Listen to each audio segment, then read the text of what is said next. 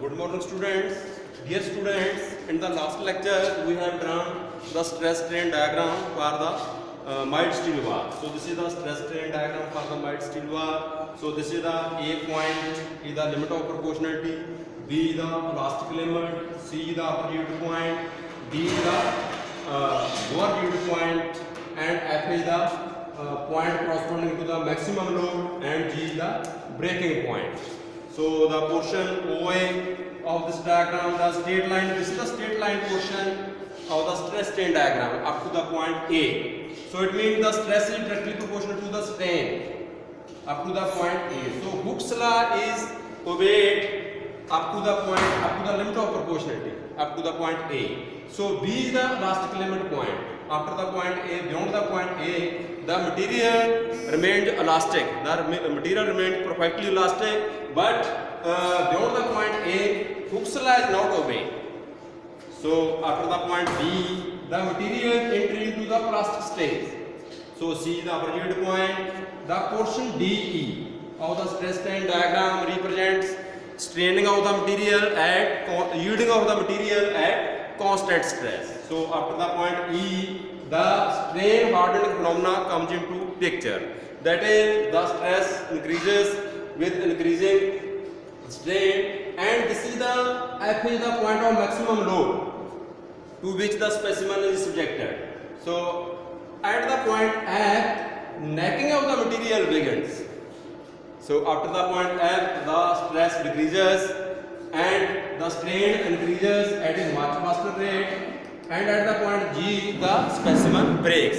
So now the conclusions of the tensile test. First of all, what is ultimate tensile strength? So ultimate tensile strength.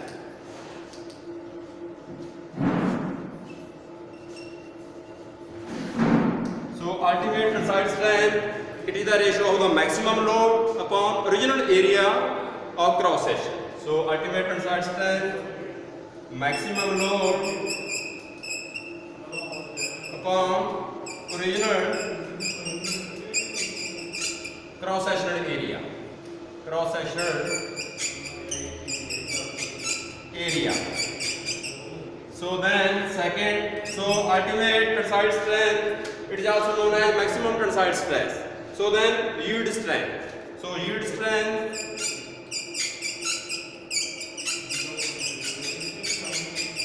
so yield strength is determined as load at yield point, load at yield point divided by original area of cross section. Original area of cross section. Then breaking strength. So breaking strength is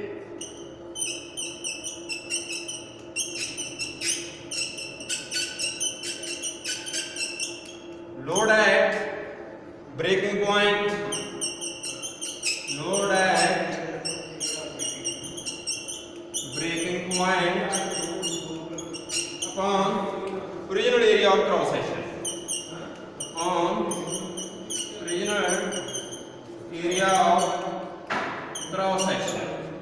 So breaking strength, it is also known as rupture strength. So for ductile material, rupture strength is lower than the ultimate strength, but for brittle material, ultimate strength and rupture strength are same. So then percentage elongation.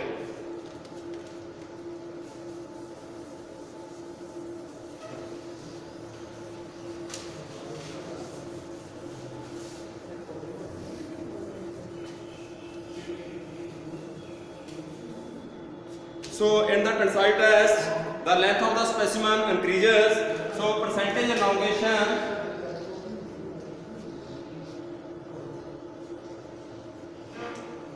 so this is equal to length of the specimen at fracture, length of specimen at fracture minus original length upon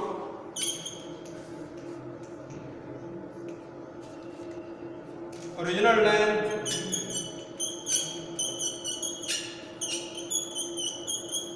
multiply by 100. So percentage elongation, length of the specimen at fracture minus original length divided by original length multiply by 100. This is the percentage elongation. Then, so this percentage elongation gives the some indication about the ductility of material. So material having percentage elongation less than 5% are brittle materials, and the material having percentage elongation between 5 to 15% are material having intermediate ductility, and material having percentage elongation more than 15% are known as ductile materials. So then percentage reduction in cross sectional area. So then percentage reduction in area.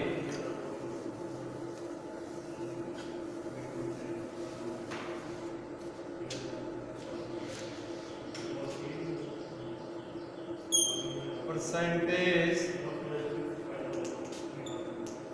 reduction in area. So due to axial tensile forces, the length of the specimen increases, but at the same time its later dimension changes. As a result of this, cross sectional area of the specimen reduces. So percentage reduction in cross sectional area. This is regional area minus area at fracture or breaking upon original area multiply by 100. So this is the percentage reduction in area.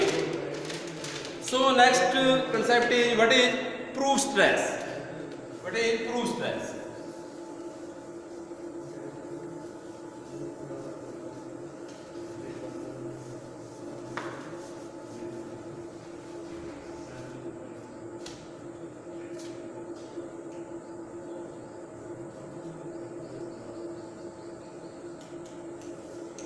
So the stress strain curve for material like mild steel, it shows the definite yield point. So see the yield point. So for designing the machine components, the maximum value of stress for designing the machine components is taken as yield point stress. So this is the yield point stress. So but in case of some non-ferrous metals like copper and their alloys, so in such cases the maximum stress, the yield point is not well defined. So if we draw the curve for copper and their alloys, the yield point is not well defined. So in that case, the maximum stress is taken as the 0 point proof stress. So what is proof stress? So proof stress is the maximum stress at some particle value of the permanent stress. At some particular value of the permanent set. So the maximum stress required to cause a permanent extension to a definite percentage of gauge length is called the proof stress. So again I am repeating, the maximum stress required to cause a permanent extension to a definite percentage of gauge length is called the proof stress. So if the defined percentage is, if the defined percentage is 0.1% of gauge length, 0.1% of gauge length, then the corresponding proof stress is designated as 0.1% proof stress.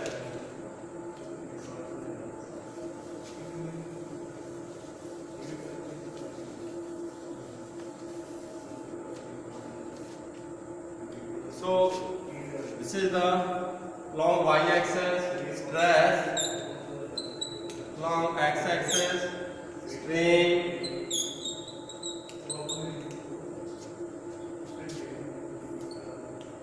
so point A is the limit of proportionality, B is the elastic limit point, and C is the yield point. Point B. So this is this is the figure. So within elastic range. So when the material is loaded within the elastic range, then the unloading will follow the same path as the loading. So this is the loading and unloading. Unloading path will be the same. So this is loading and unloading path will follow the same path when the material is loaded within the elastic range. So when the material enters into the plastic range, then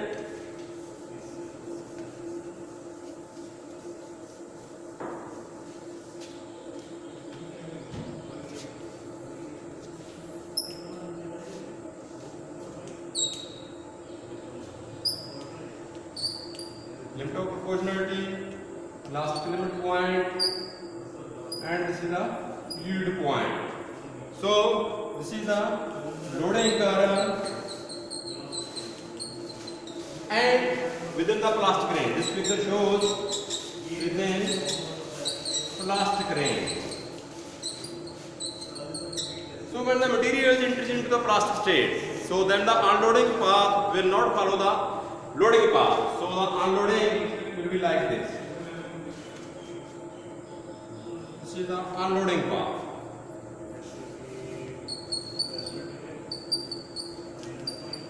Unloading. So this is residue strain. This is residue strain.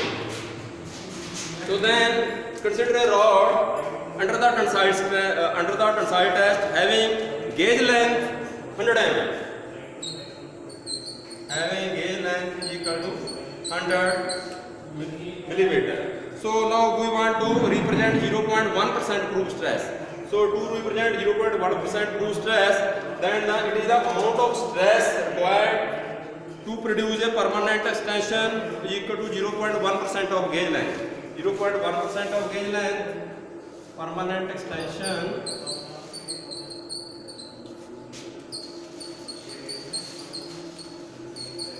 .1% of gauge length.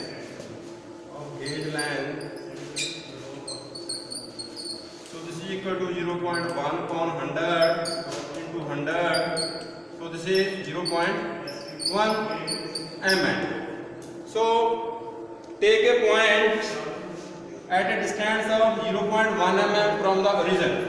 Take a point at a point 0.1 mm from the origin. So from this point, draw the line parallel to the straight line portion of the curve. From this point, draw the line parallel to the straight line portion of the curve. Let this line intersect at the point C. So then load corresponding to the point C is known as 0.1% proof load. So 0.1% proof load. And this 0.1% proof load divided by the original area of cross section represent the 0.1% proof stress. Thank you.